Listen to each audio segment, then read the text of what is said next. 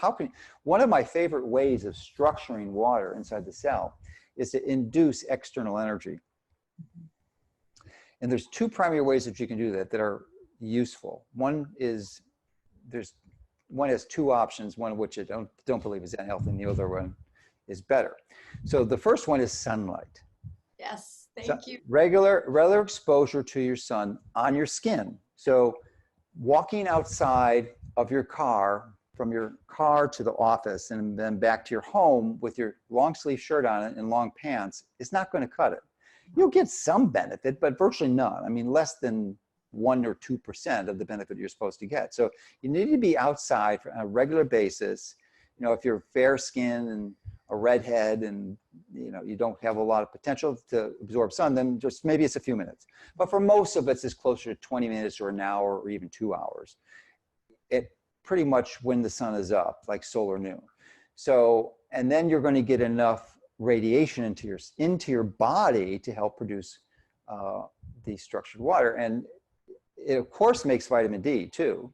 And that's sort of a universal understanding of one of the benefits of sun is that if it's on your skin, you're going to make vitamin D, because that is really probably one of the most important vitamins/hormones in your body. And it's been well proven that low levels will increase your risk of cancer by double, which is crazy. So, but an interesting aside from that, before we go to the other version of way that you can produce the heat into your body, would be that most of those original studies were done epidemiologically. So they were doing correlations. And it was not with people who were taking vitamin D supplements, it was people who had sun exposure. Because there's something else magical in sun, aside from the ultraviolet B, which generates vitamin D. It's also mostly near infrared. About 40% of the radiation in sunlight is near infrared. So that does magic to your cells.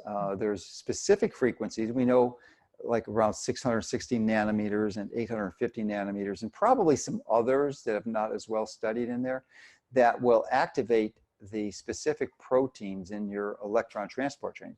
There's 2 or 3 of them that get activated and resonate with this frequency, and that increases their ability to produce ATP. So that's free. There's no charge for it. You just have to go outside at the right time of the day. Now, I know that's impractical for most people during the winter if you live up north. That's one of the reasons why I chose to live in Florida, so I can do this pretty much year round. And even in the winter, you get some near infrared. You don't get as much ultraviolet B because of the angle of the light penetrating the atmosphere, but the near infrared does penetrate that, but not so much ultraviolet B. So that is sort of an essential and one of the basics if you want to live happy and healthy, is just be in the sun. Now, you never want to abuse that. You never want to get sunburnt, and you don't want to get too much sun, because it is an oxidative stress. There's no question. Too much sun will cause damage and age you prematurely, but it's that Goldilocks dose that you're looking for. I just want to bring home what you've said for our listeners, so they understand that the sun isn't just about making vitamin D. No, it's not. No. That's it's only probably, it's hard to determine what is the most important role it plays, but it's clearly, it may be vitamin D or it may be near infrared. We don't know. And it may be some as yet undiscovered aspect that we don't fully appreciate at this point in time, because the science is too unaware or too not evolved enough to comprehend that at a quantum level.